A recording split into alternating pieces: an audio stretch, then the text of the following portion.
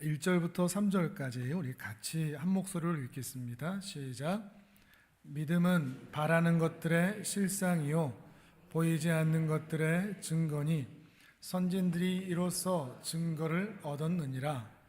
믿음으로 모든 세계가 하나님의 말씀으로 지어진 줄을 우리가 아나니 보이는 것은 나타난 것으로 말미암아 된 것이 아니니라. 아멘. 먼저 사진을 같이 한번 보여주실까요? 이게 뭐죠? 낫이죠, 낫. 우리 젊은 세대는 또 잘 모르실 수도 있겠는데 학생들은 낫입니다. 풀을 베는 거죠. 이거와 관련된 속담이 하나 있습니다. 혹시 뭔지 아시겠습니까? 낫 놓고 기역자도 모른다. 저 낫에서 기역자를 딱 뽑아낼 수 있는 검은색 그 부분이 빤히 눈앞에 있는데도 그것이 무엇인지 알아보지 못할 때 그 무지함, 아유 이 낫 놓고 기역자도 모르냐, 약간 좀 비아냥거리면서 그 무식함을 지적할 때 낫 놓고 기역자도 모른다 이렇게 말하고는 하죠. 근데 이렇게 무식한 사람이 누군 줄 아십니까? 바로 접니다. 저는 수십 년 동안 낫을 놓고도 기역자를 알아볼 수 없었던 영적 시각 장애인이었습니다. 아침만 되면 붉게 타오르는 그 태양을 보면서도 그 태양을 누가 만들었는지, 봄이 되면 온 사방에 아름답게 피는 그 꽃을 보면서도 예쁘다고 감탄을 하면서도 그 꽃을 누가 만들었는지, 그 꽃을 만드신 하나님에 대해서 관심도 없고 알지도 못했던 그런 영적 장애인, 낫 놓고 기역자도 모르는 존재였습니다. 하나님과 전혀 상관없이 이렇게 살다 보니까 하나님께서 정해놓으신, 세워놓으신 그 선과 악, 옳고 그름 또는 좋고 나쁨, 이것을 판단하는 기준이 항상 나였습니다. 내가 판단했습니다. 내가 모든 것의 기준이 되었죠.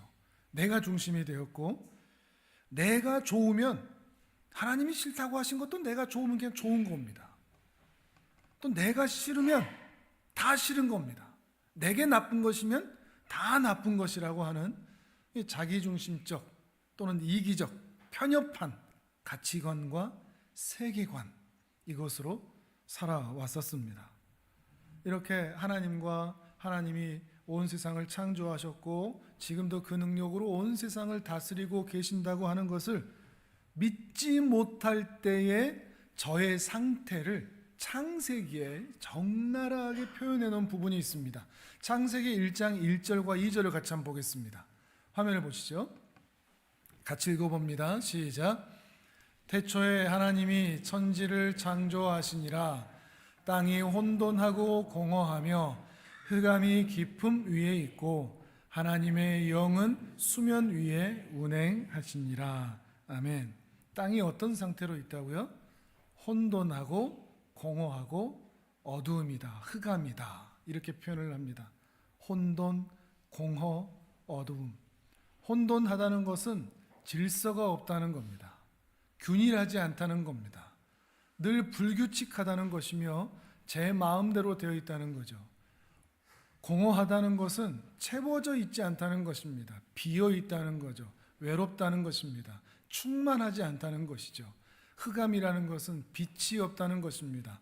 그러니 어디로 가야 될지, 무엇을 해야 할지 알지 못하는 세상을 표현하는 것이죠. 바로 이것이 저의 삶이었습니다. 혼돈, 공허, 어두움. 그런데 이게 저만의 삶은 아닌 것 같습니다. 하나님을 알지 못하는 모든 사람의 삶이 혼돈, 공허, 어두움일 수밖에 없는 것이죠. 하지만 지금은 아닙니다. 지금은 이 상태가 아닙니다.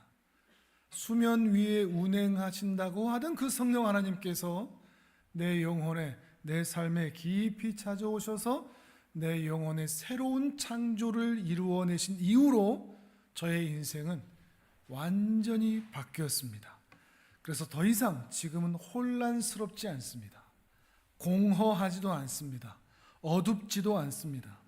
이제는 인생이 어디에서 와서 어디로 가는지를 압니다. 무엇이 선하고 무엇이 악한지를 알고 무엇이 옳고 무엇이 그른지를 압니다. 무엇을 해야 하고 무엇은 하지 않아야 하는지를 압니다. 무엇을 쫓아가야 되고 무엇은 쫓아가면 안 되는지도 이제는 알게 되었습니다. 그러니 여전히 인생의 답답한 일은 만나고 있지만, 그래서 힘들 때가 참으로 많지만, 그러나 삶의 문제로 인해서 아주 혼란스럽거나 공허하거나 어둡지는 않습니다. 이제는 헷갈리지도 않습니다. 정초 새해 첫날에 햇님에게 소원을 빌 필요가 없다는 것을 알게 되었으니까요. 정월 대보름의 달님에게 복을 빌 필요가 없게 되었습니다. 산에 가면 산신령이 지켜주고 바다에 가면 영왕님이 지켜주는 것이 아니라는 것을 알게 되었습니다. 하늘의 별님이 내게 복을 주는 것도 아니라는 것을 알게 되었습니다. 하늘의 해와 달과 별과 바다와 산은 하나님의 피조물일 뿐 결코 하나님을 대체할 수 있는 것이 아닙니다. 다만 그 피조물을 우리가 다스려야 할, 건강하게 바르게 다스려야 할 존재로 우리가 부르심을 받았다는 것을 또한 알게 되었습니다. 이 사실을 어떻게 알게 되었을까요? 하나님의 말씀인 성경을 통해서 그 은혜에 의하여 믿음으로 말미암아 하나님께서 나에게 주신 그 은혜에 의하여 이 가슴팍에서부터 피어오른 믿음으로, 말씀에 대한 믿음으로, 하나님에 대한 믿음으로 그 사실들을 알게 되었습니다. 하나님을 알게 되자 세상이 다르게 보였습니다. 아니, 세상이 바르게 보였습니다. 그리고 그 하나님을 알게 되고 세상을 바르게 보자 내가 누구인지를 알게 되었습니다. 나는 누구인지, 어디서 와서 어디로 가야 되며 무엇을 목적하며 살아야 되는지를 알게 되었습니다. 내 삶이 어떤 삶이어야 되는지를 알게 되었다는 것입니다. 그 눈이 띄어졌기 때문이죠. 세상을 바라보는 눈, 하나님을 바라보는 눈, 그 눈이 뭐라고요? 믿음입니다. 믿음의 눈을 가지게 되자 하나님도 세상도 나도 다르게 보게 된 것입니다. 오늘 히브리서 11장 3절의 말씀은 바로 그 이야기를 하고 있습니다. 좀 더 자세히 한번 살펴보도록 하겠습니다. 주로 살펴볼 부분은 3절이지만 1절, 2절, 3절을 우리 다시 한번 읽도록 하겠습니다. 같이 읽습니다. 시작. 믿음은 바라는 것들의 실상이요 보이지 않는 것들의 증거니 선진들이 이로써 증거를 얻었느니라. 믿음으로 모든 세계가 하나님의 말씀으로 지어진 줄을 우리가 아나니 보이는 것은 것으로 말미암아 된 것이 아니니라. 아멘. 믿음으로 모든 세계가 하나님의 말씀으로 지어진 것을 안다 그럽니다. 하나님의 말씀으로 모든 세계가 지어진 것을 무엇으로 안다고요? 믿음으로 안다. 믿음으로 안다. 이 세상이 하나님의 작품이요 손길이요 하나님께서 만드시고 제작하셨다는 것, 이것을 알 수 있는 것은 믿음이라 하는 것입니다. 난 놓고 기억자도 모른다. 사실 이 속담은 단순하지 않습니다. 낫에서 기억자를 뽑아내는 건 실력입니다. 어떤 사람은 말하겠죠. 낫을 보면서 뭔 낫이 기억자야? 그냥 낫이지. 봐봐 낫이잖아. 예, 맞죠. 그런데 그 낫에서 기억자를 뽑아내는 것은, 연결해내는 것은 실력이 있어야 됩니다. 어떤 사람은 낫을 보고 기억자를 연결해내고 뽑아내듯이 또 어떤 사람은 만들어진, 창조된 이 세상을 보면서 하나님의 솜씨를 뽑아냅니다. 근데 어떤 사람은 그냥 뭐 있는 거지, 그걸 누가 만들었어, 이렇게 말하는 사람들도 있다는 것이죠. 그런데 이 만들어진 세상을, 자연 만물을, 우주를 바라보면서 거기에서 하나님의 솜씨를 뽑아내는 것, 낫을 놓고 기억자를 뽑아낼 수 있는 것, 이게 뭐로 가능하다고요? 믿음으로만 가능하다는 이야기입니다. 지난주에 믿음은 안경과 같다라는 말씀을 드렸었죠.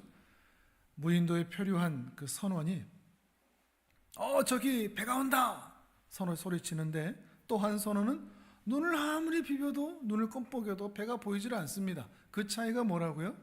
한 선원이 쓰고 있는, 눈에 닿고 있는 그 망원경, 그 안경, 그것 때문에 보이게 된 것입니다. 망원경이 있으면 보이지만 망원경이 없으면 보이지 않습니다. 믿음이 있으면 기억자가 보이고 하나님이 보이지만 믿음이 없으면 보이지 않습니다. 인간의 오감으로는 이 창조의 목적, 세상의 기원, 세상의 존재 이유, 자연의 존재 이유 전혀 알아낼 수 없다는 겁니다. 세상은 그 오감을 바탕으로 해서 우리에게 이 세상이 아주 작은 것에서부터 시작했다고 우리에게 설명을 합니다. 그래서 갑자기, 우연히라는 말을 많이 쓰죠. 이 우주는 갑자기 138억 년 전에 열과 에너지가 폭발하여 만들어졌다. 지금의 우주의 공간으로 팽창했고 물질과 에너지가 우연히 조합되고 조직되어서 각 은하계가 만들어졌고, 그리고 별과 행성들이 형성되었다고 말합니다. 그러다가 그 은하계 중에 하나, 그 태양계 중에 하나, 그 안에 지구, 그곳에 우연히 생명체가 아미노산, 아메바로부터 시작을 해서 발생을 했는데, 시간이 지나면서 적자, 생존, 돌연, 변이 이런 과정들을 통해서 고등생물로 진화를 했고, 그 가운데 열등하고 쓸모없는 것들은 도태되거나 망하고, 환경에 적응하고 생존 경쟁에서 이긴 존재들만 진화를 거듭하여 발전하면서 여기까지 왔다라고 과학자들은 설명을 합니다. 그런데 과학자들의 말이 정말 옳다면 지금도 세상은 진화해야 합니다. 수천 년 동안 사람은 진화되었을까요? 우리 인간은 진화되었을까요? 사람이 날고 싶어서 벼랑에서 계속 떨어지면 온몸의 털이 날개로 변할까요? 깃털로 변할까요? 물속에 오래 있고 싶어서 물에 계속 있다 보면 우리의 폐가 아가미로 변하게 될까요? 아니면 수천 년 뒤에 또는 수만 년 뒤에 우리 인간은 어떤 모습으로 진화가 될까요? 이게 이루어져야만 이 가설이 맞는 것입니다. 또 무수한 과학자들은 우주의 기원을 이런 식으로 설명을 하지만, 어떻게 갑자기 그리고 우연히 만들어진 게 이렇게 질서정연할 수 있을까요? 균일할 수 있을까요? 이해하기가 매우 쉽지 않습니다.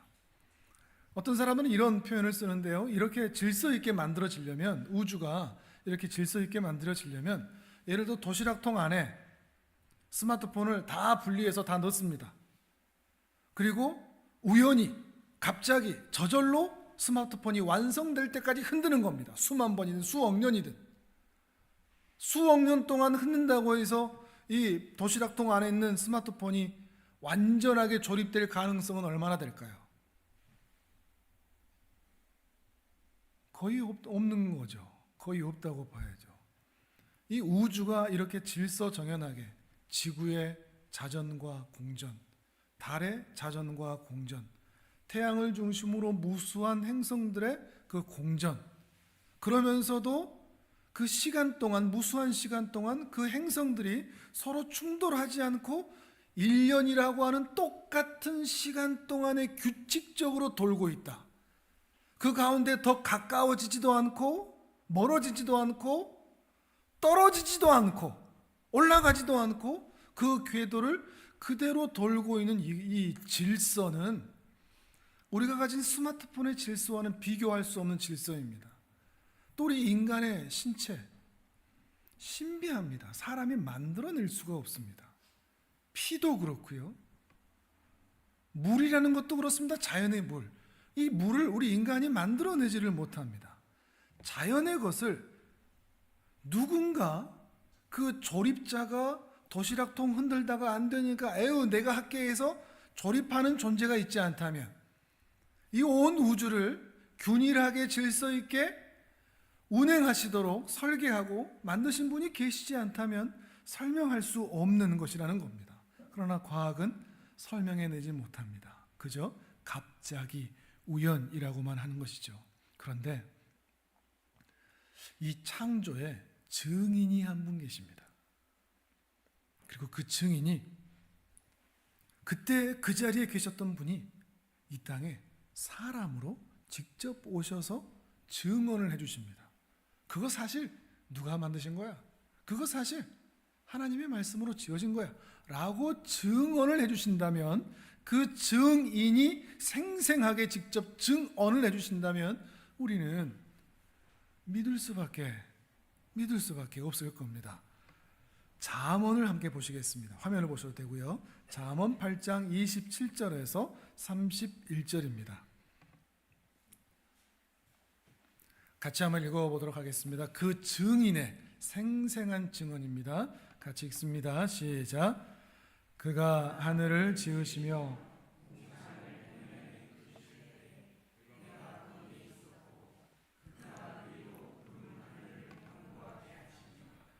바다의 샘들을 힘있게 하시며 바다의 한계를 정하여 물이 명령을 거스르지 못하게 하시며 또 땅의 기초를 정하실 때에 내가 그 곁에 있어서 창조자가 되어 그의 기뻐하신 바가 되었으며 항상 그 앞에서 즐거워하였으며 사람이 거처할 땅에서 즐거워하며 인자들을 기뻐하였느니라.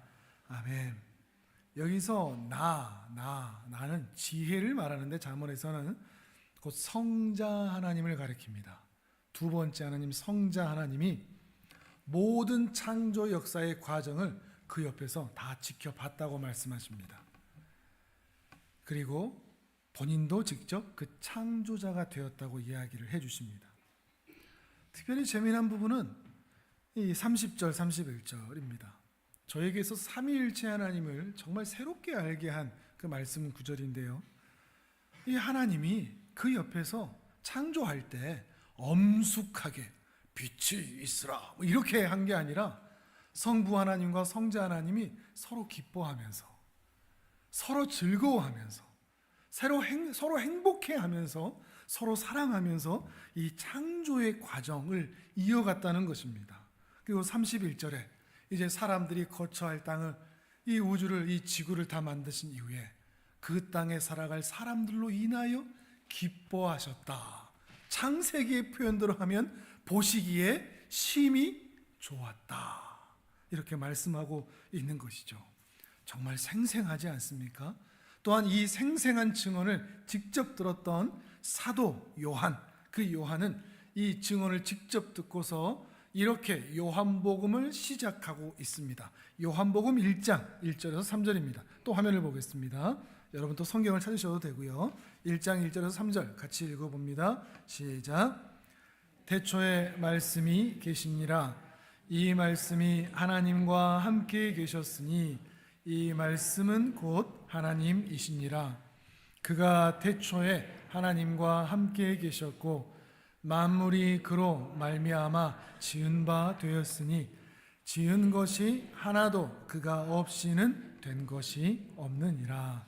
아멘. 여기에도 태초에 말씀이 계시니라 할 때 이 말씀은 우리 예수님을 가리킵니다. 성자 하나님을 가리키죠. 그러니까 이것도 바꿔서 얘기하면, 신약적으로 표현하면 태초에 예수님이 그 자리에 계셨다. 예수님이 하나님과 함께 계셨으니 만물은 모두 그의 손에 의해 지어졌다. 이렇게 표현을 하고 있습니다. 모든 만물이 그 성자 하나님에 의하여 지은 바가 되었다. 그러니까 이 천지창조 온 세상을 만드신 것은 이 땅에 예수님으로 오신 성자 하나님과 성부 하나님과 수면 위에 운행하시던 성령 하나님, 이 삼위일체 하나님께서 함께 기쁘고 즐거움과 사랑함으로 창조하셨다고, 2000년 전에 이 땅에 사람으로 오셔서 예수로 오셔서 직접 생생하게 증언하고 계시는 것입니다. 그리고 그 생생한 증언을 이어받아서 사도 바울은 또 이렇게 얘기합니다. 로마서 11장 36절입니다. 또 화면을 보겠습니다. 같이 읽습니다. 시작. 이는 만물이 주에게서 나오고 주로 말미암고 주에게로 돌아감이라. 그에게 영광이 세세에 있을지어다. 아멘. 모든 만물이 그에 의하여 창조되었다. 그 생생한 증언을 들은 신자의 증언입니다. 그를 위하여 창조되었고 지금도 그 손안에 유지되고 있다. 또한 사도 바울의 증언일 뿐만 아니라 이제 오늘 우리의 그 증언을 들은 자의 증언이 되어야 한다는 것입니다. 이렇게 하나님과 하나님의 증언을 듣는 것, 또한 창조주와 창조의 증인의 말씀을 믿는 것, 이것을 가지고 믿음 3절에서 얘기하는 믿음으로 모든 만물이 하나님의 말씀으로 지어진 것을 우리가 아나니 라는 말씀의 핵심적인 내용이 된다는 것이죠. 다시 말합니다. 세상은 우연히 만들어진 게 아닙니다. 갑자기 저절로 자연히 만들어진 것도 아닙니다. 세상은 하나님의 사랑하심으로 하나님이 계획하여 하나님이 목적을 가지고 그 기쁨과 즐거움으로 만드셨습니다. 믿음으로 이 창조물들을 볼 때 이게 보인다는 겁니다. 하나님의 일하심. 나대서 기역자를 뽑듯이 이 자연 만물, 우주 만물을 보면서 하나님의 손길을 뽑아낼 수 있는 이 믿음의 은혜가 우리 모든 성도님들에게 있기를 축복합니다. 은혜에 의하여 믿음으로 볼 때만 세상의 주인이 하나님인 것을 볼 수가 있고, 믿음으로 볼 때만 세상에 목적이 있어서 지어졌다는 것을 볼 수가 있다는 것이죠. 그러나 이 믿음이 없으면 두 가지 중에 한 가지 죄에 빠지게 될 수밖에 없습니다. 하나는 우상 숭배입니다. 세상이 지어놓은 그 하나님의 지으신 그 하나님을 삭제해 버리고 하나님이 지으셨던 그 피조물들을 하나님의 자리에 올려놓고 그걸 숭배하고 그걸 사모하고 거기다가 기도하고 거기를 섬기는 뒤집은 삶을 살게 되는 것입니다. 하나님으로 둔갑해버린 자연이 우리 주위에 얼마나 많습니까? 새해 첫날만 되면 동쪽에 뜨는 그 태양이 무슨 행운이라도 되는 것처럼 방송에서까지 떠들지 않나, 그것이 참 옳은 것이라고까지 그 가치관을 말하지 않나, 그걸 가서 기어이 가서 소원 하나 빌겠다고 또 난리질을 치는 사람들이 있지를 않나. 여러분은 그렇게 하지 않으셔도 됩니다. 이미 그리스도 예수 안에서 받아야 할 복을 이미 다 받으셨기 때문입니다. 복은 태양에서 오는 것이 아니라 그 태양을 지으신 하나님에게서 오는 것입니다. 더 이상 정월 대보름에 뜨는 커다란 달림을 보면서 소원을 빌 이유가 없고, 산마다 찾아가서 신령한 기운을 빌 이유가 없고, 바다에 가서 용왕님께 빌 이유도 없는 것입니다. 사람들이 그런데 왜 이 자연 만물을 가지고 경배하고 숭배할까요? 두려워서 그렇습니다.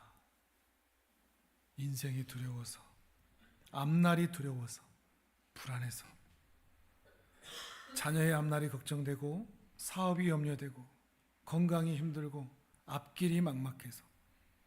만약에 여러분에게 6번째 감각, 그 믿음이 여러분에게서 제거된다면 여러분도 그렇게 다닐 수밖에 없을 겁니다. 늘 염려하고 불안해하면서 말이죠. 사실 우리 인생 전체가 불안합니다. 두려운 것 투성이죠.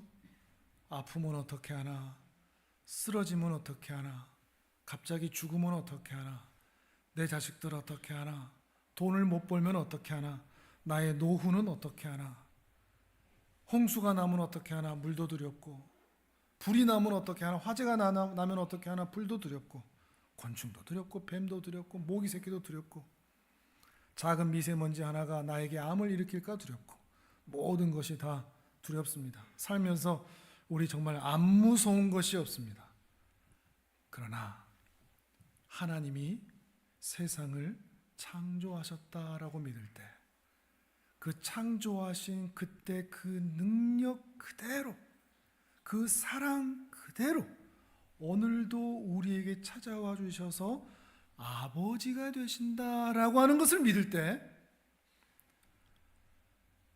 그 창조주 하나님이 오늘 나에게는 아빠가 되신다는 것을 믿을 때 우리는 그다지 많이 두렵지 않게 됩니다. 아파도 웃을 수 있고 미래가 불투명해도 평안할 수 있습니다. 이건 자기 최면이 아닙니다. 창조주 하나님이 내 아버지시다. 이런 소망이 있다면 말이죠. 또 한 가지 반대쪽의 죄는 우상 숭배와 나를 하나님의 자리로 올려놓는 것입니다. 하나님과 하나님의 하신 일을 확신하지 못하고 하나님을 온전히 믿지 못하니 이제 하나님 앞에서 내가 하나님 행세를 합니다. 내 마음대로, 내가 옳다고 생각하는 대로 마음대로 훼손하고 마음대로 파괴하고 마음대로 폭행하고 내 마음대로 흥청망청 내가 하고 싶은 대로 원하는 대로 살아가는 거죠. 사진을 한번 볼까요? 조금 끔찍할 수도 있습니다. 사진 없나요? 네, 코뿔소죠. 두 마리의 코뿔소가 있습니다. 한 마리는 뿔이 웅장하게 달려있죠. 그러나 한 마리는 그 뿔이 잘려나가 있습니다. 아프리카에는 지금도 이 코뿔소 밀렵이 성행하고 있습니다. 왜 이런 일이 생기는가 하면 동남아시아에서는 이 코뿔소의 뿔이 항암 치료제로 각광을 받고 있다고 합니다. 유명하다고 합니다. 또는 정력제로 사용되기도 하고요. 만병통치약으로 쓰이기도 합니다. 그리고 중동 지역에서는 이 코뿔소의 뿔이 부의 상징이 됩니다. 권력의 상징, 힘의 상징. 크면 클수록 우리 가문을 지켜준다. 무엇이든 돌파할 수 있는 힘을 준다. 그래서 이 검색을 해봤더니 코뿔소 뿔이 1kg에 6천만 원이 호가하더라고요. 그러니까 코뿔소 뿔 하나가 1억이 넘는 겁니다. 부와 힘을 동시에 얻을 수 있는 것이라는 거죠. 근데 착각하는 건데 검색을 또 해봤더니 코뿔소의 이 뿔이 우리 손톱의 손하고 성분이 똑같답니다. 여러분 코뿔소의 뿔이 부러우시면 손톱을 깎아서 모으시면 됩니다. 그걸로 가르셔갖고 이렇게 항암 때 이렇게 안 걸리셨으면 드시면 됩니다.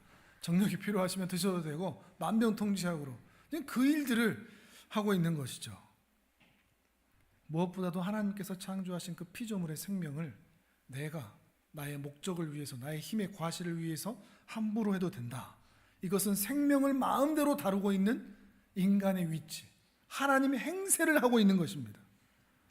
이런 생각 때문에 코뿔소만 아니라 우리의 자연들이 얼마나 많이 훼손되어 있습니까? 생명을 마구잡이로 없애는지 말이죠.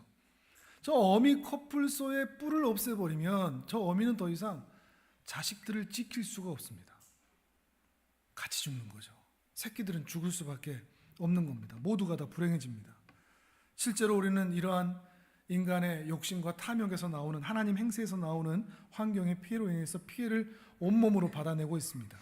산업이 발전하면서 지구의 온도가 올라가고 북극과 얼음이 녹기 시작하고 해수면은 상승하고 기상이변이 지금 끊임없이 일어나고 있죠.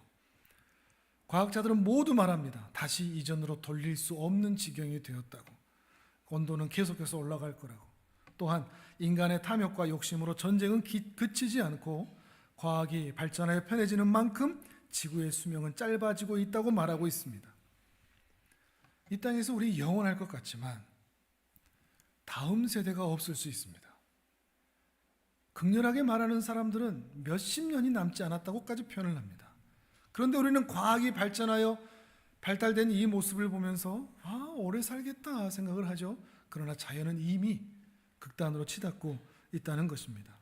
이 모든 일이 인간의 탐욕, 인간의 하나님 행세, 무엇보다도 하나님 앞에서 살지 않는, 하나님을 의식하며 살지 않는, 코람데오 하나님 앞에서의 삶이 전혀 없기 때문에 나타나고 있는 모습이라는 것입니다. 하나님 없다, 하나님 안 보인다 그러면서 말이죠. 1961년 4월 12일 유리 가가린이라고 하는 소련의 우주 비행사가 인류 최초로 지구 대기권을 벗어나서 1시간 29분 동안 우주 비행을 했습니다. 지구를 한 바퀴 돌고 지상에 착륙을 했습니다. 당시 소련의 수상이 후르시초프라는 수상이었는데 이 유리 가가린에게 물어봤답니다. 하늘에 올라갔더니 하나님이 저 하늘에 계시더냐? 거기에 정말 보이더냐? 유리 가가린이 대답을 했습니다. 지구는 정말 파란색이고 아름다웠지만 하나님은 저 하늘에 안 보이시던데요.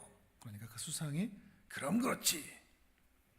근데 10년이 딱 지난 1971년 7월 26일 제임스 어윈이라고 하는 과학자 우주인이 아폴로 15호를 타고 달을 밟고 왔는데 단연 후에 이 사람이 더 이상 과학자의 삶을 살지 않고 전 세계를 다니면서 자기가 본 달, 그리고 그 달과 우주를 통해서 본 압도적인 하나님의 영광을 증언하는 전도자의 삶을 살게 됩니다. 그 사람이 이런 말을 남겼는데요. 좀 읽어드리겠습니다. 달은 완전히 소리가 끊긴 고요의 세계다. 생명이라는 관점에서는 완전한 무의 상태다.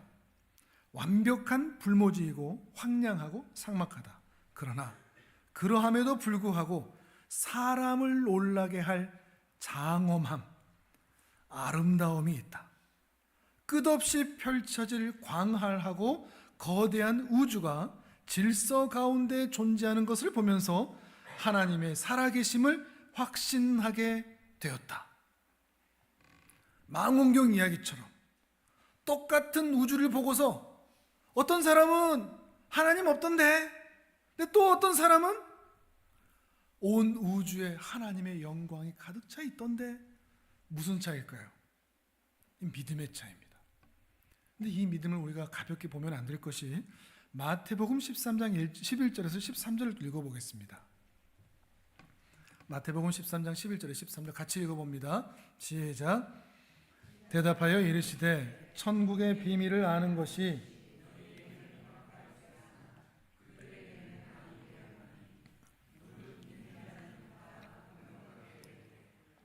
없는 자는 그 있는 것도 빼앗기리라. 그러므로 내가 그들에게 비유로 말하는 것은 그들이 보아도 보지 못하며 들어도 듣지 못하며 깨닫지 못함이니라. 아멘. 쉽게 말하면 이렇죠. 어떤 사람에게는 낫을 놔주면 기역자를 뽑아내는 은혜가 있지만 어떤 사람은 못 보더라. 어떤 사람은 온 우주에 깃들린 하나님의 솜씨와 손길과 그 품과 손길을 발견하지만 어떤 사람은 전혀 못 보더라. 왜 그러는가? 계속 이어서 15절 16절 읽어보겠습니다. 시작. 이 백성들의 마음이 완악하여져서 그 귀는 듣기에 둔하고 눈은 감았으니 이는 눈으로 보고 귀로 듣고 마음으로 깨달아 돌이켜 내게 고침을 받을까 두려워함이라 하였느니라. 그러나 너희 눈은 봄으로 너희 귀는 들음으로 복이 있도다. 아멘. 만약에 믿을 수 있다,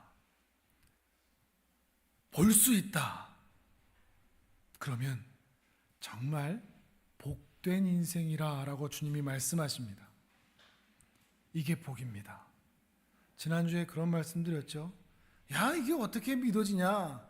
하나님이 창조했다고 그걸 누가 믿냐? 증거가 있냐? 하나님이 창조주라는 증거가 뭔데?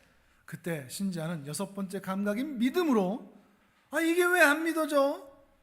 믿는 내가 이상한 게 아니라 안 믿는 못 믿는 네가 더 이상하다. 이렇게 말할 수 있다는 것입니다. 요즘 우리가 쓰는 이런 모든 컵이나 물건들 대부분 밑에 보면 그 원산지가 나오죠. Made in China.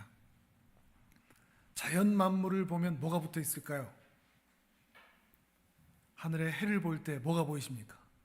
Made in Almighty God. 이게 볼 수 있을까요? 바다를 볼 때 Made in China가 아니라 Made in Korea도 아니라 Made in Almighty God. 전능하신 하나님, 하나님의 손길, 하나님의 지문.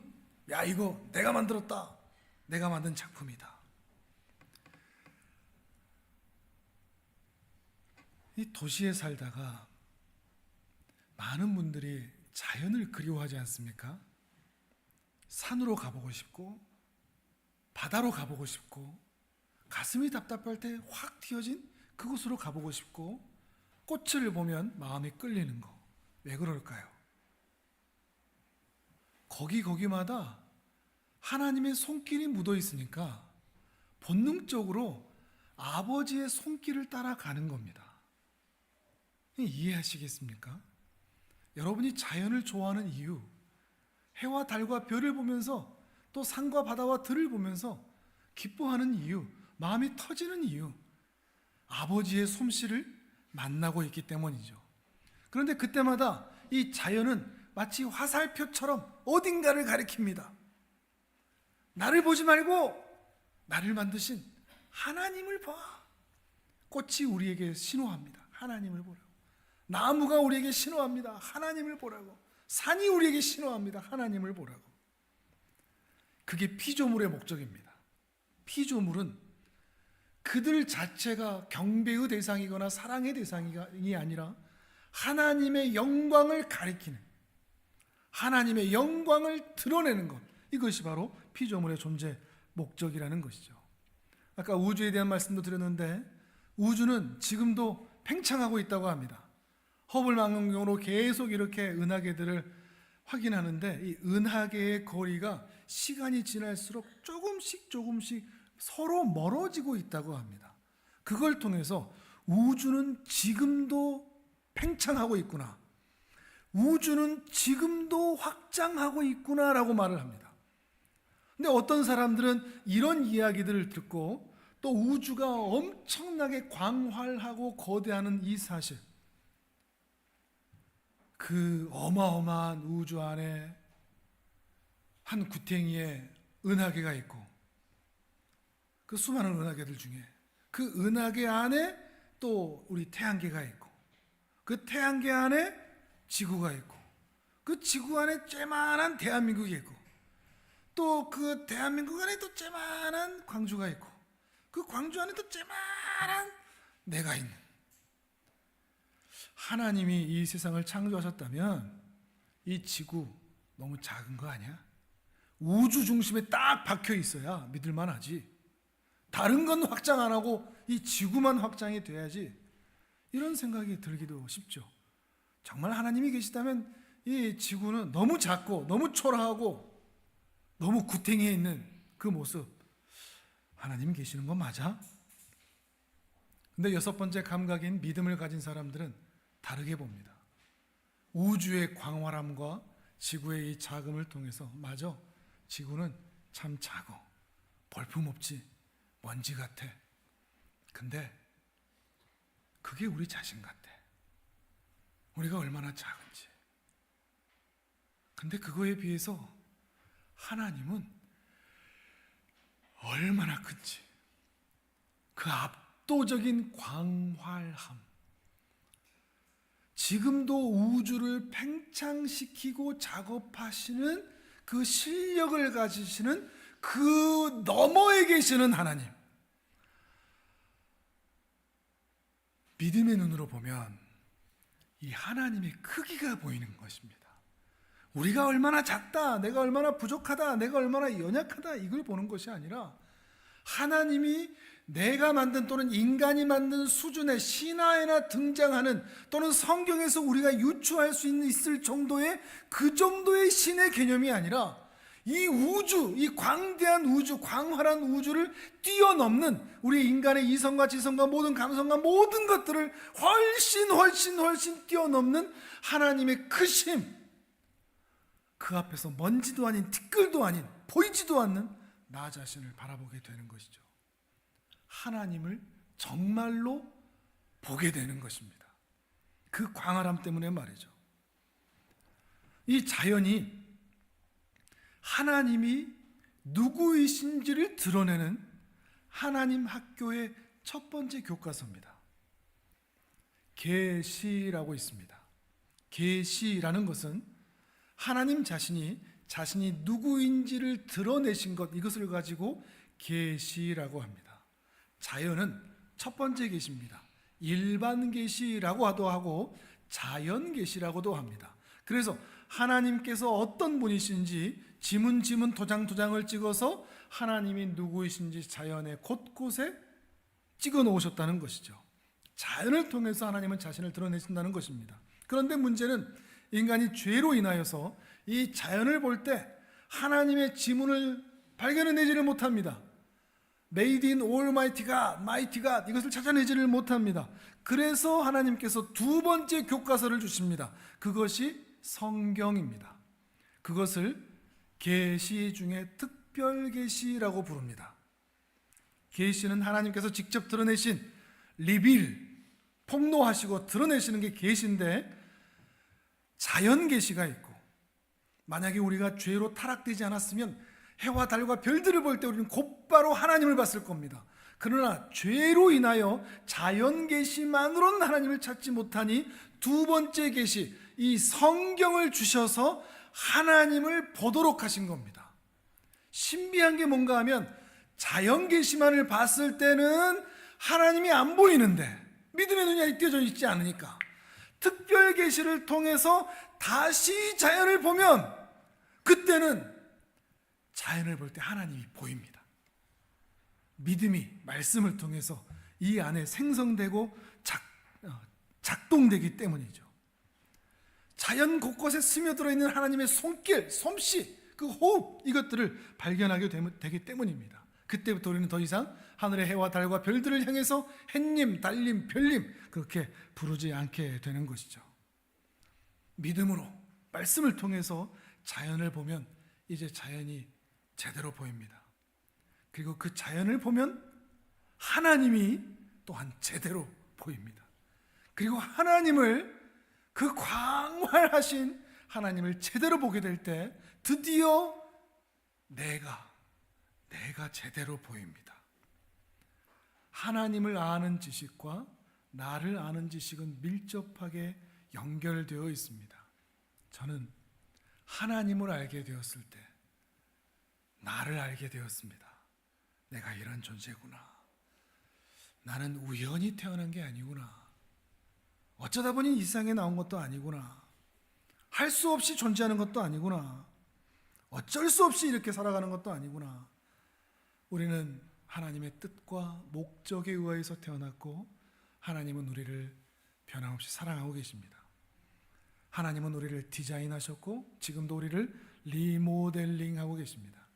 우리는 다 하나님이 지으신 특별한 작품들입니다. 5만 원짜리를 발로 짓밟아서 쓰레기처럼 만든다고 해서 그 5만 원의 가치가 사라지는 것이 절대 아닙니다. 그런 것처럼 오늘 우리의 가치가 건강과 질병과 삶의 문제와 돈과 관계와 불투명한 미래와 상황과 여러 가지 어려움으로 인해서 구겨진 것처럼 보일지라도 우리의 가치는 하나님의 손에 다시 들릴 때 반드시 회복될 줄 믿습니다. 우리의 가치는 조금도 손상되지 않습니다. 세상 사람들이 손가락질하는 것처럼 내 건강의 상태 때문에, 내 미래의 상태 때문에, 내 재정의 상태 때문에 우리의 가치가 사라지지 않는다는 것입니다. 무엇 때문에요? 믿음이 있기 때문에요. 믿음으로 하나님께서 나의 아버지가 되시고 나를 지금도 사랑하신다는 것을 믿기 때문입니다. 이렇게 하나님 안에서 나를 아는 사람만 자기 자신을 더욱 소중히 여길 수 있습니다. 그리고 하나님 앞에서 겸손할 수 있습니다. 또한 하나님 앞에서 겸손하기 때문에 나만 소중하게 여기지 않고 하나님께서 붙여주신 동료 인간들을 또한 소중히 여기며 그들을 사랑하며 살아갈 수 있게 됩니다.